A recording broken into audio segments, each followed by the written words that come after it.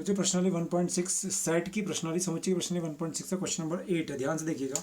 एक कमेटी में 50 व्यक्ति फ्रेंच बोलने वाले हैं, फ्रेंच बोलते हैं, और 20 व्यक्ति ऐसे हैं जो स्पेनिश बोलते हैं, और 10 व्यक्ति ऐसे हैं जो फ्रेंच और स्पेनिश, क्या वर्ड आया है, और स्पेनिश, और का मतलब इंटरसेक्शन, यानी दोनों ही भाषाओं को बोल सकते हैं।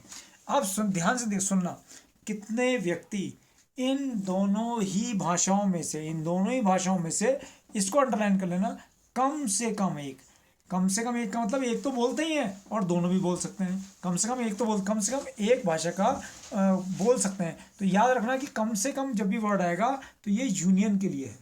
कम से कम जब भी वर्ड आएगा तो किसके लिए है, यूनियन के लिए, या तो फ्रेंच या स्पेनिश या दोनों, या तो फ्रेंच या स्पेनिश या दोनों। इसका मतलब ये हो गया।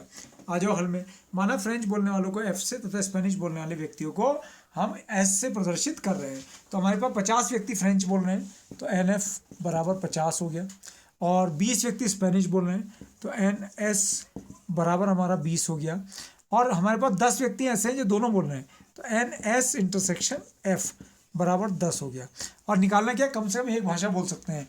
तो कम से कम, यहाँ लिखिए कम से कम एक भाषा, कम से कम को अंडरलाइन कर देंगे, कम से कम एक भाषा बोलने वाले, कम से कम एक भाषा बोलने वाले व्यक्तियों की संख्या बराबर N S union F union French union S.